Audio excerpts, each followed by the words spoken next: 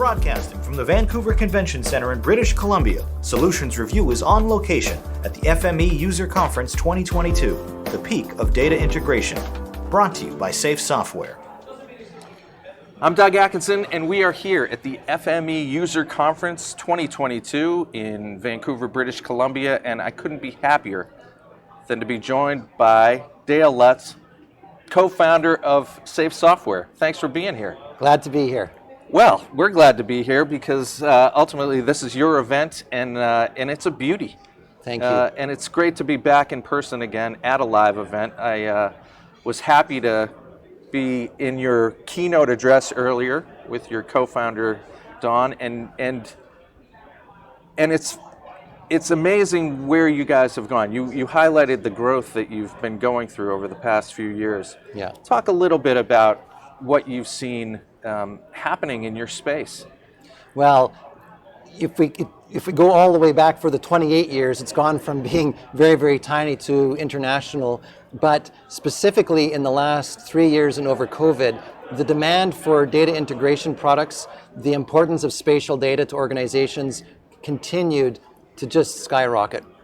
And so we've been very fortunate to be in this niche for many, many years and have a wonderful set of partners around the world. And all of them tell us the same thing, that their main constraint is really just human resources to have the ability and the skills to deploy things. But the demand is certainly there.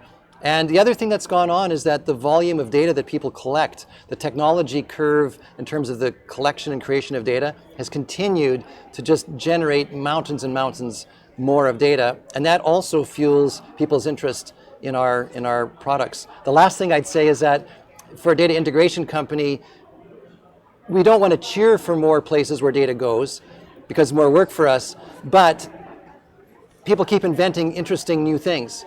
And as they invent interesting new things, then there's an opportunity for us to create solutions for getting data in and out of those interesting new things. And that also has played a key role in all the growth. Well, so I want to go into the Wayback Machine for a little bit with you, because we've been talking to your partners, we've been talking to customers. Your partners have been around for decades. Yes. It's really impressive, and you guys have been around for a couple of decades or more. But talk a little bit, because both you and Don are technical guys, and yet you're still together. You're still growing this thing, and you both found your niche. Tell me a little bit about what the opportunity was that you were trying to solve initially, and how you've built this culture around that, I don't know, path for Yes. innovation? Yeah, I mean, initially we were trying to help here in our province the government exchange information with forest companies. And back when we began, there wasn't really a standard obvious way to do that. There were different computer systems used in the forest companies and different ones used in the government. And so this happened all over the world, but the government created a neutral format called SAFE, S-A-I-F, and the company's name, Safe Software, was a joke on that. We thought, and this SAIF was actually brilliant. It was way ahead of its time. Very smart people in the BC government put that thing together. In modern times, elements of the OpenGIS consortium standard called GML, the guy who was one of the architects of GML was actually also a consultant on the SAIF product many years before. So anyway, we thought this SAIF thing was going to take over the world. We thought we'll make a company that's going to build software to take things in and out of it. And that was how we got rolling to solve that problem. And then it turned out that this problem, much to our actually delight and surprise, was very widespread and all over the world. It wasn't SAIF, but it was other things. And so we began to find opportunities in markets all over the place. I mean, our first, we went all the way to the province of Saskatchewan. That was our first big journey. Woohoo. Sorry, Saskatchewan friends. But no, that was a key piece. And then from there, it went to all over in Europe, all over in America, and it just never looked back. Well, that's one of the most notable things that we've seen in interviewing the partners, is how international this event is. Yes. It's incredible. I mean, We've talked to folks from the Netherlands, Germany, Spain, the UK, Australia, just in this morning. Yeah. So it's really quite remarkable. And all of them have been with you for a long while, and all of them are incredibly successful. Yeah. And I think it's because you've created this very unique value proposition around spatial data within a data integration Yes. solution. Yeah. Where do you see this going? Because it's like you're on the crab, as they say in The Deadliest Catch. So where do you see this going?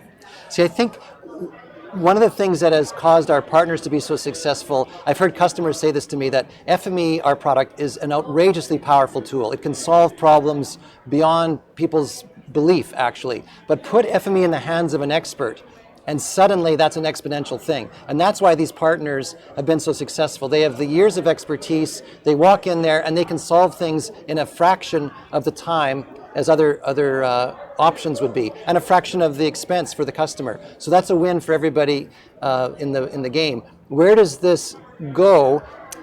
What's happening is that because of our spatial roots, we typically start we call it a land and expand strategy. We start in the GIS or the spatial part of the operation organization. But here's the funny secret. It turns out if you're going to be able to solve a spatial data integration problem, that is a heck of a lot harder, frankly, than solving just a normal data integration problem where there is no spatial. So we actually did the hard stuff first, and then FME gets legs and walks over to the general IT group and says, hey, here we are. And you're going to hear tomorrow, there's going to be a keynote of a municipality that's exactly what happened. All of a sudden, they're using FME for all kinds of other things that don't involve spatial, because, by the way, we had to solve all that hard stuff anyway. Your job with Excel spreadsheets is actually a little bit easier, and we've seen all the troubles there can be, and we have all the tools you need to make that problem easier. Well, that's the fascinating thing, is that the land and expand is interesting. It's almost, I've got to believe that most of your new clients these days are coming out of something that just has stopped working for them as they've started to realize that they have this data that they need to bring in, maybe spatial, maybe not necessarily, but that they just have kind of run out of ramp, and that the data integration solutions they currently have right now just aren't going to be sophisticated enough. Yes, and we do see that. I mean, I have a lot of respect for people that we bump into. There's a lot of wonderful products out there, but we've had a misfortune of picking a very hard problem to begin with, and that is now our bonus, because we've been fighting hard, complicated data for 28 years. And so then when we get simpler situations, we can actually flex a little bit. Like today, when I showed the usage stats, the number 2 thing up there was Excel. It wasn't a spatial format. And so people are using our stuff to solve business problems. And what's going on, the amount of data they have to deal with, the number of places that's coming from. A key piece of our modern success is because we're very fortunate, our architecture that Don designed long ago makes it really easy to connect to web services. And that's where lots of data is hiding behind. We can suddenly add value instantly. I'll make one more point. Another reason why we get customers, what's our competition? Of course, there's some competing products, but often our competition is code made in-house. Well, let's think about that.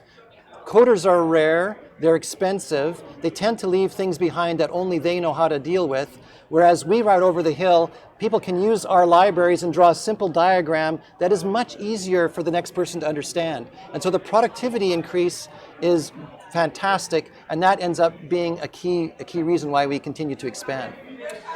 Well, and so I want to talk about expanding, because I saw a tweet by you earlier this month around the incredible bulk mode.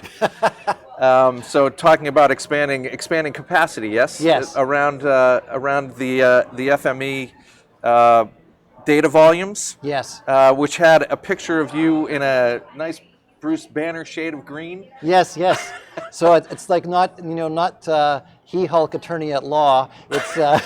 It's Dale Hulk programmer at large or something. Yes, I don't know. But what that's all about, we had a little bit of fun with the title, and that's a talk I'm going to be giving with one of the architects tomorrow afternoon. But because of our roots, again, you, like Wayne Gretzky said, you got to be good to be lucky, but you got to also be lucky to be good. And when we started, that SAIF format I mentioned, the spatial archive and interchange format, was actually a very miserable, unruly format. And we could never know that the next thing that was coming in was the same as the one we just had. So we built a very flexible architecture and system that can handle anything coming at us. And that is what's allowing all the amazing stories that you're going to hear this week of that customers solve. We had this really flexible, amazing thing. But in the modern era, and I say the modern era starting around maybe 2014, when data volumes began to move from hundreds of thousands to millions, then our wonderful flexible architecture started to be a pretty big millstone on our back. So if you give me 1 million records that are the same, but I have designed that every one of them is different, possibly, I'm carrying a lot of overhead around. Right. And so that's what this bulk mode that we created was. And that allows us to say, hey, wait a minute, the next 1 million things are going to be basically identical. Okay, we're going to handle them in an optimized way. We still have the old way, and users don't actually have to do anything different. They both absolutely work in unison under the hood of our product. They don't know that they're using one or the other, but we're making a decision to use the most optimized thing. And so it's been quite a journey rolling this through the product. I had a quote up from Bill Gates today where he says, you're going to get less done in 1 year than you think and more in 10. In our case, we so badly wanted this to be done in, say, 2017. We're on track to actually complete the rollout as we intend today at the end of this year. And it's sort of another one of these technology curve things. You can see it roll out. And we had a table in our talk about the multiple times improvements on many of our processing things. There's some that are as many as 30,000 times faster. That's the winner. But there's other ones that are like 50, 10, whatever, all because of this enormous rollout that we did. But it's all around the fact that customers' data is so much larger than it used to be, and we need to react. So I'm very proud of what the team did. Well, it's got to be exciting to see that because I'm sure you've seen that coming, and now you're seeing it actually. A lot of the cultural resistance go down with regard to moving things to the cloud. Yes. There's a lot of younger decision makers, I think, starting to become influential in larger organizations who can see the value of not building internally but outsourcing to folks like yourself. You know, when you sit here as a co-founder at an event like this, in front of a keynote crowd like you did this morning, and highlighting the growth that you've had, I'm curious to just get your perspective on kind of what it's been like for the past, I don't know, 25 years? Yeah, I mean, it's... how does it feel to be where you're at these days? As I was about to get on the stage, remember, I'm a little bit rusty. I haven't been on the stage for 3 years. And maybe I'm a little bit older, and the pandemic has made me a little more introspective.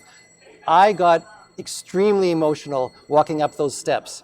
I knew I had to get it together, but if you'd have had a camera on me for those few seconds, because I was a bit overwhelmed. All these people that, many of them that I've known for so long, that rely on the work we do, and here we are, and it is...